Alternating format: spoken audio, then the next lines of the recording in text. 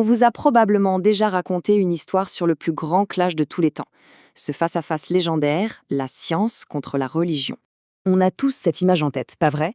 D'un côté, les blouses blanches, la raison, les faits. De l'autre, les textes sacrés, la croyance. Une sorte de guerre totale pour détenir la vérité. Mais, et si tout ça n'était en fait qu'un énorme mythe? Alors voilà le programme. On va commencer par démonter cette fameuse idée reçue. Ensuite, on va voir comment les pionniers de la science étaient souvent très croyants. Et puis on arrivera au moment waouh, celui qui change un peu toute la perspective. Enfin, on se posera la question, la science peut-elle vraiment tout expliquer et qu'est-ce qui lui échappe? Bon, allons-y, première étape.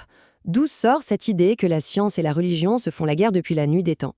Et là, première surprise, cette guerre éternelle est en fait une invention plutôt récente. Oui, oui, pendant la majeure partie de l'histoire, les gens ne voyaient pas du tout les choses comme ça. C'est une idée qui a été construite, fabriquée de toutes pièces, il n'y a pas si longtemps. Le vrai tournant, il arrive au 19e siècle. Juste après la bombe lâchée par Darwin, deux auteurs, un certain Draper et un certain White, publient des livres qui deviennent des best-sellers. Et ils racontent l'histoire comme une grande guerre entre le progrès scientifique et l'obscurantisme religieux. Leur version a tellement marché qu'elle a complètement façonné notre vision des choses, même si aujourd'hui la plupart des historiens trouvent que c'est une sacrée caricature. Maintenant, accrochez-vous bien, parce que la véritable histoire, elle, est beaucoup, beaucoup plus intéressante. L'idée qui change tout, c'est la suivante. Pour chercher des lois dans la nature, il faut d'abord être convaincu qu'il y en a. Logique, non? Eh bien, la pensée chrétienne de l'époque partait justement de ce principe, que l'univers a été créé par un Dieu logique, un logos, et que donc sa création devait être ordonnée, logique et compréhensible. C'était en fait un moteur surpuissant pour se lancer dans son étude. Et les faits sont là pour le prouver. Bien avant cette prétendue guerre, l'Europe du Moyen-Âge, qui était profondément chrétienne, n'était pas du tout l'âge sombre qu'on imagine.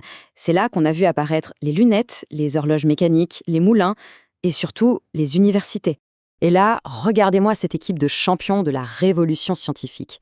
Copernic, celui qui a mis le soleil au centre de l'univers, il était chanoine. Mendel, le père de la génétique, c'était un moine.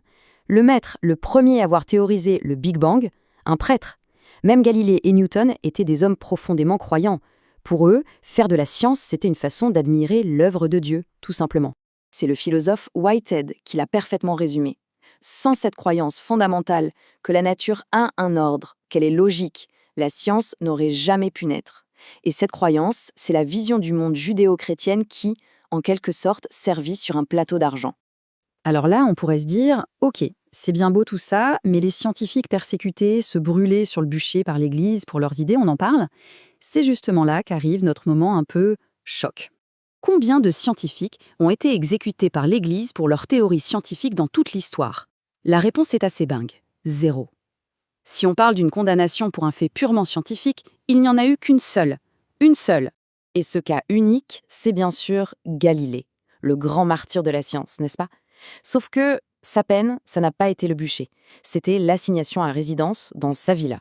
Il devait aussi réciter des psaumes, et le détail le plus fou dans cette histoire, c'est qu'il a demandé à sa fille, qui était nonne, de le faire pour lui. Alors attention, d'autres, comme Giordano Bruno, ont bien été brûlés, c'est vrai, mais pour des raisons théologiques, pour hérésie, pas pour leurs travaux scientifiques. La nuance est énorme. Le fait de déconstruire ce mythe, ça nous amène à une question encore plus profonde en fait. La science est-elle vraiment faite pour répondre à tout? Il y a un principe de base en science, ça s'appelle la falsificabilité. C'est un grand mot pour dire un truc simple. Une idée est scientifique seulement si on peut imaginer une expérience qui pourrait prouver qu'elle est fausse. Si c'est impossible à tester, alors on n'est plus sur le terrain de la science. Et ça dessine une frontière très claire. La science, c'est l'outil parfait pour répondre aux questions qui commencent par comment. Comment les planètes tournent, de quoi la matière est faite. Mais la science n'a aucun outil pour répondre aux questions qui commencent par pourquoi. Pourquoi l'univers existe? Quel est le but de tout ça?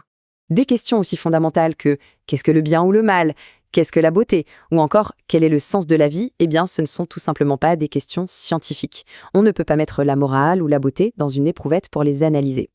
Du coup, il ne s'agit pas du tout d'une compétition. C'est juste une question d'utiliser le bon outil pour la bonne question. Cette phrase, elle résume absolument tout. La science peut vous dire comment fonctionne une bombe atomique dans les moindres détails, mais elle ne pourra jamais vous dire si vous devez l'utiliser. Elle peut décrire chaque molécule de la Vénus de Milo, mais elle ne pourra jamais vous dire si c'est beau. Ce sont deux registres complètement différents. Donc, pour résumer tout ça, L'idée d'une grande guerre est un malentendu. Un malentendu sur l'histoire, d'une part, et un malentendu sur ce qu'est la science elle-même, d'autre part. Ce ne sont pas deux boxeurs sur un ring qui se battent pour le même titre. Ce sont plutôt deux langages différents qui essayent, chacun à leur manière, de décrire la réalité. L'un cherche le comment, l'autre s'interroge sur le pourquoi. Finalement, la vraie question n'est peut-être pas de savoir qui a raison. Si la science nous donne la recette de l'univers, peut-être que la quête de sens, elle, nous aide à apprécier le repas. Qu'est-ce que cette idée change pour vous? N'hésitez pas à lancer la discussion en commentaire, le débat est ouvert.